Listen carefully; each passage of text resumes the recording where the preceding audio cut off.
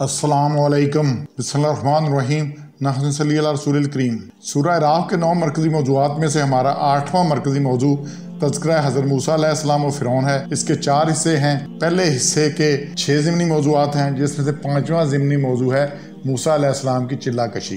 اب جب بنی اسرائیل کو نجات مل گئی، فرعون غرق ہو گیا، آگے چلے گئے، تو پھر بنی اسرائیل کو غلامانہ زندگی سے نجات کے بعد اب انہیں ایک ضابطہ اور شریعت کی ضرورت تھی۔ پہلے تو غلاموں کی زندگی گزار رہے تھے، جو ہوتا تھا فرعون کے حکم سے ہوتا تھا، وہیں پہ اسی قانون تھے۔ اب آزاد ہو گئے تو اب ضرورت تھی ایک شریعت کی، ایک ضابطہ حیات کی کیا ہونا۔ اس غرض کے لیے اللہ تعالیٰ نے حضرت موسیٰ علیہ السلام کو کوہ سینا پر بلایا۔ یہاں آ کر تنہائی میں اللہ کی عبادت کریں، دن کو روزہ رکھیں، شب و روز اللہ کی عبادت کریں، تفکر و تدبر سے دل و دماغ کو یکسو کر کے اللہ کی طرف سے نازل شریعت کو اخذ کرنے کی استطاعت پیدا کریں۔ تو یہ ایک بڑی ضروری چیز ہوتی ہے تفکر و تدبر کے لیے۔ حضور صلی اللہ علیہ وسلم بھی غار حرا میں جاتے تھے، کس لیے جاتے تھے؟ تفکر و تدبر کے لیے، دنیا کے جمیلوں سے نکل کے، روز کے رفڑوں سے نکل کے پھر غور کرنا کائنات پہ یہ کیا کچھ ہے۔ حضرت ابراہیم کا بھی آتا ہے کہ انہیں سورج کی طرف دیکھا، ستاروں کی طرف دیکھا، چاند کی طرف دیکھا، اور پھر اس طرح سے وہ چیزیں نا، تو تفکر تدبر۔ اور اللہ نے بار بار قرآن میں کہا ہے تفکر کرو، تدبر کرو، یہ کائنات ایسی نہیں بن گئی، یہ سب کچھ ایسے ہی نہیں، کوئی اس کا خالق بھی ہے، کوئی اس نے حساب بھی لینا ہے، سارا کچھ ہونا ہے۔ تو یہ سارا کوئی حضرت موسیٰ کو اللہ نے چلہ کشی کے لیے کوہ طور پہ بلایا۔ اور دوسرا پوائنٹ ہے قوم میں اپنے بھائی ہارون علیہ السلام کو نائب مقرر کر کے کہ اس قوم کی اصلاح کرنا، تو وہ چلہ کے لیے چلے گئے۔ تو یہ حضرت موسیٰ نے جب نبوت ملی تھی تبھی انہوں نے کہا تھا کہ میرے بھائی کو بھی نبوت دے دے تاکہ میرا مامن ہو، میرے ساتھ چلے۔ تو اللہ نے دعا قبول کی تھی۔ سورہ طٰہٰ میں بڑی کلیئر چیزیں ہیں یہ۔ اور تیسرا یہ ہے کہ مفسدین کی پیروی سے منع، اور قوم کو منع کیا ہے وَلَا تَتَّبِعْ سَبِيلَ الْمُفْسِدِينَ، کہ مفسد لوگوں کی جو فساد پیدا کریں، جو خرابی پیدا کریں، ان سے منع کیا ہے، ان کے پیچھے نہیں چلنا۔ اور کیا کہا ہے انہیں کہ قوم میں اصلاح کرتے رہنا، اور ان کو میرا خلیفہ بننا، میری جانشینی کرنا اور قوم میں اصلاح کرنا ہے۔ اور ان کو بیچ میں سے مفسد ہو تو اس کو پیچھے نہیں لگ جانا، جی بہت زیادہ لوگ اس فساد پہ بڑھ گئے تو میں نے کہا بھی میں بھی، انہوں نے منع کر کے گئے۔ تو یہ 142 میں سے 3 پوائنٹس ہیں۔ اب 143 میں سے اگلے 4 پوائنٹ ہے یہ آیت نمبر میں سے۔ موسیٰ علیہ السلام کا دیدار الہی کا مطالبہ۔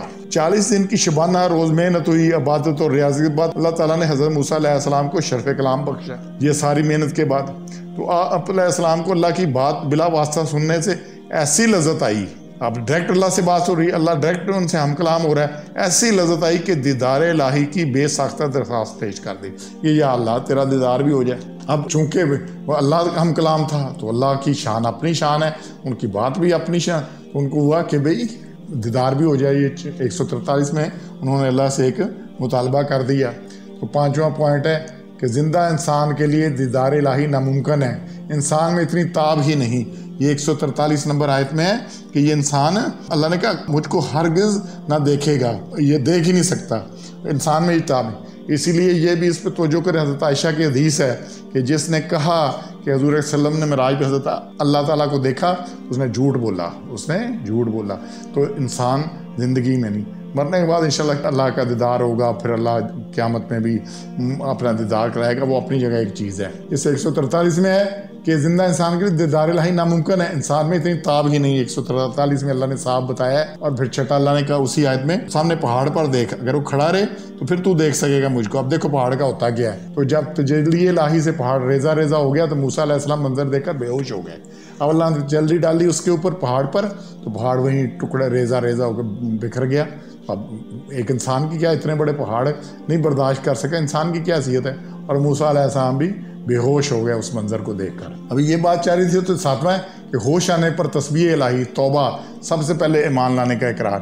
تو حضرت موسیٰ کو جب ہوش آئی، وہ منظر پہاڑ کا جو پھٹنا تھا اور اس کا ریزہ ہونا تھا، اس سے تو بے ہوش ہوئے، لیکن ہوش آئی تو سب سے پہلے اللہ کی تسبیح بیان کی، اور پھر توبہ کی کہ میرا مطالبہ ہے ہی غلط تھا، تو اس سے آپ نے توبہ کی، اور پھر کہا میں سب سے پہلے ایمان لاتا ہوں۔ یہ بات وہاں پہ 143 نمبر آیت میں کیا وَأَنَا أَوَّلُ الْمُؤْمِنِينَ، کہ میں سب سے پہلے ایمان لانے والا ہوں تیری ذات پر، تیری ذات، اور پاک اعلیٰ سبحانک تبت الیک، کہ تیری ذات پاک ہے ہر چیز سے، اور اللہ کی ذات ہر کمی کوتاہی سے پاک ہے، اسے کسی معاون کی، کسی مددگار کی کوئی ضرورت نہیں ہے، کوئی نہ اس کا آگے ہے نہ اس کا پیچھے ہے۔ سبحان ربک رب العزت عما یصفون وسلام علی المرسلین الحمد للہ رب العالمین۔